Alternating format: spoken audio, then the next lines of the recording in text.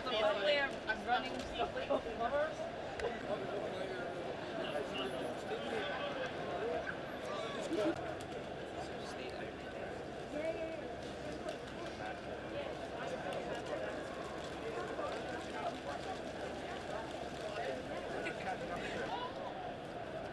anybody else want paper or post-its or anything? Paper, post-it?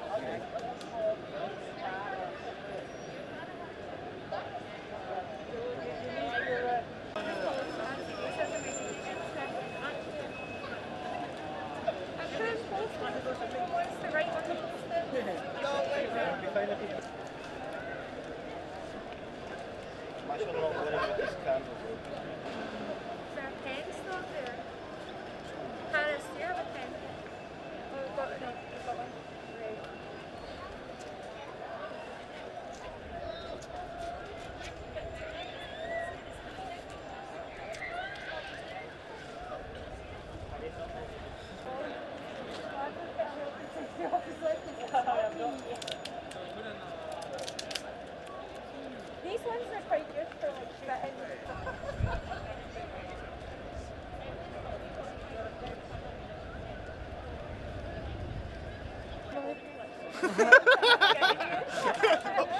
Do you remember that wee show, Art Attack? Oh yeah, I would fucking medical unit way better.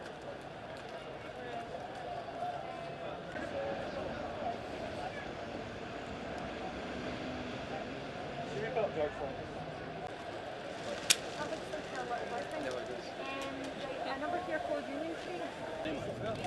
Yeah, give me 1 second.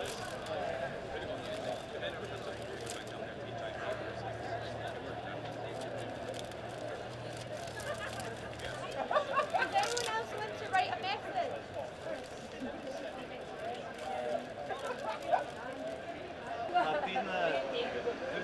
What do we need?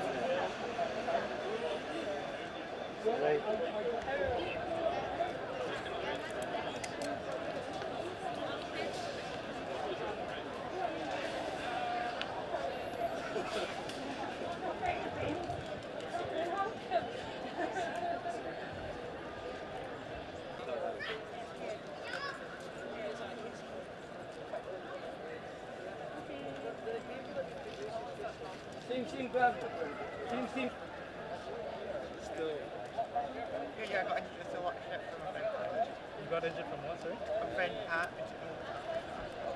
And then, have you seen the film The Ghostbusters?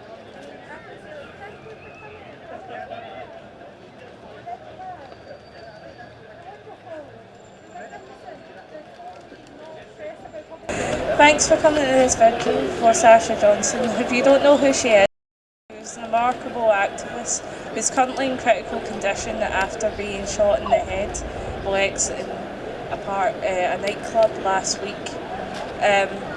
She was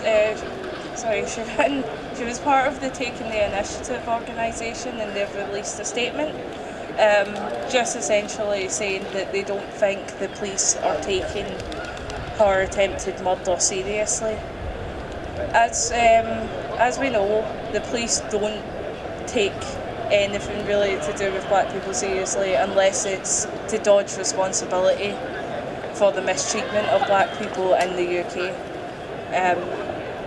57% of police deaths of black people are following contact with the police, and 52% of deaths of black people, or rather should we say murders of black people, are in police custody, and this is in the UK. A lot of people like to write this off as something that's just happening in the US. It's not our issue, it's not our problem, but we all know that simply isn't the truth.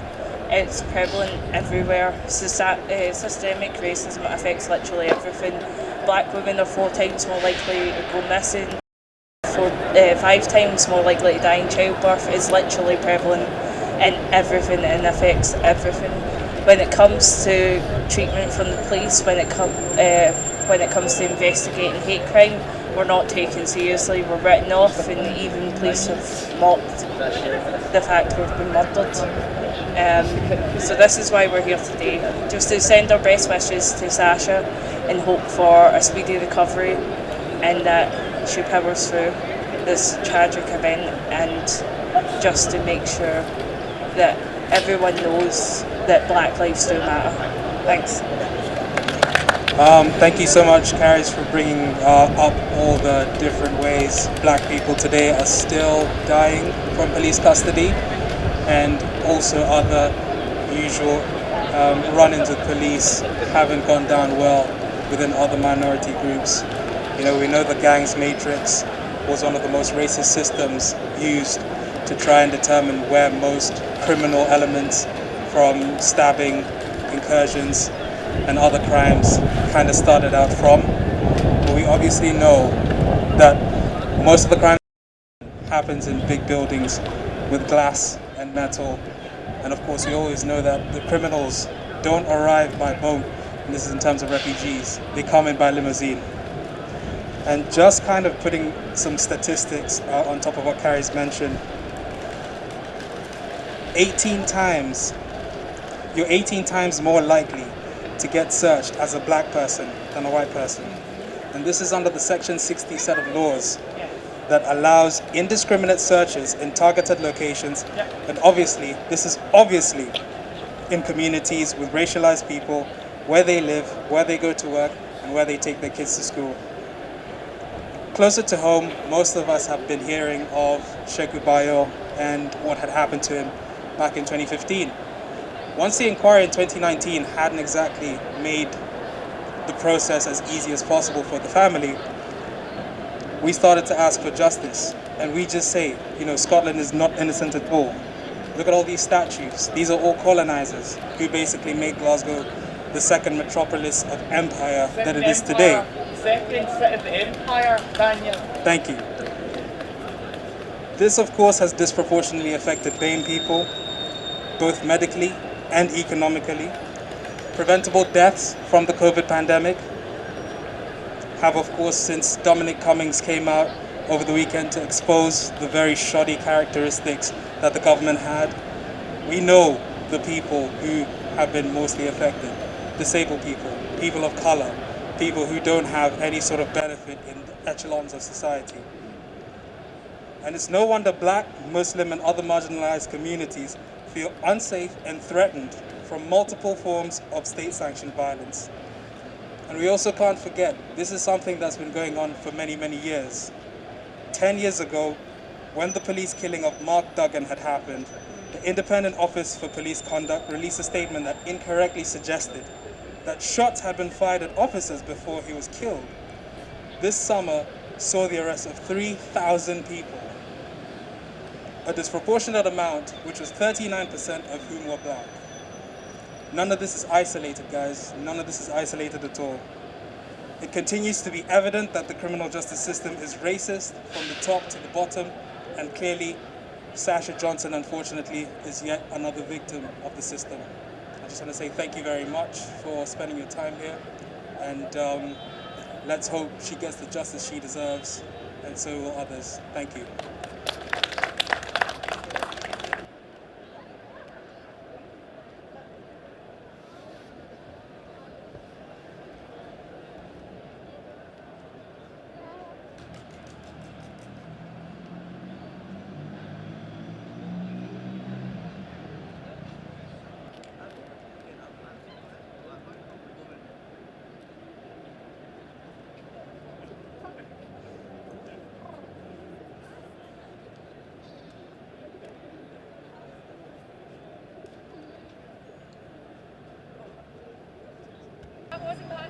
Aye, this is, no, it's any way that fight racism, fight imperialism can help support events like this. We'll be there if we can be. No, just to echo what's already been said, and yeah, looking at some of the issues and cases which brought people on the streets. We were down at Glasgow Green last year now, with thousands of people coming out, some for the first time taking part in protest to say Black Lives Matter. And you know, no compromise over that statement, no concession over that statement, but recognising that saying Black Lives Matter was in fact, what the racists were claiming. Saying Black Lives Matter meant that all lives matter. That was the point. That you couldn't say all lives matter without saying Black Lives Matter. And right now in Glasgow, we have still hundreds of asylum seekers detained in hotels in this city centre, right? And some of you might be watching this. These are people who have come from trauma. Some have been trafficked through Libya to try and get to a place of safety.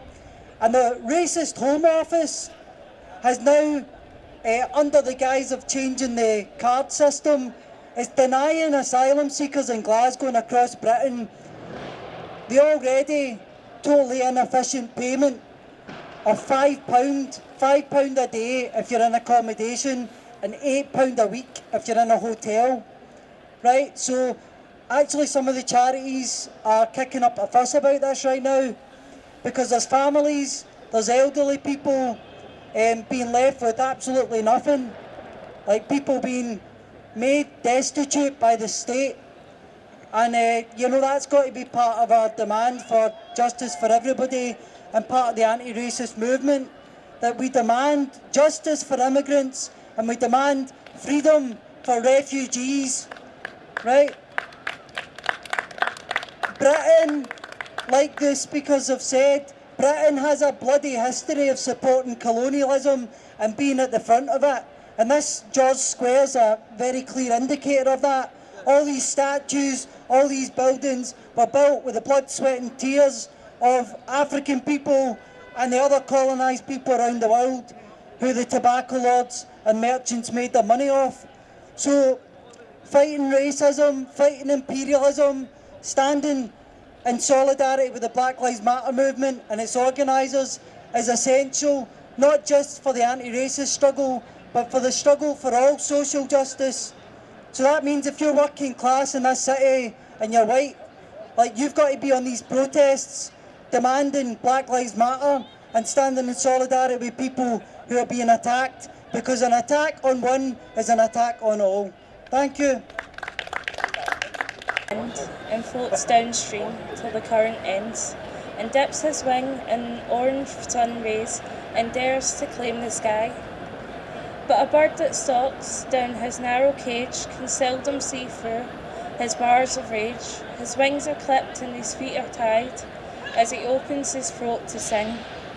The caged bird sings with a fearful trill of things unknown but longed for still, and his tune is heard on the distant hill, for the caged bird sings of freedom.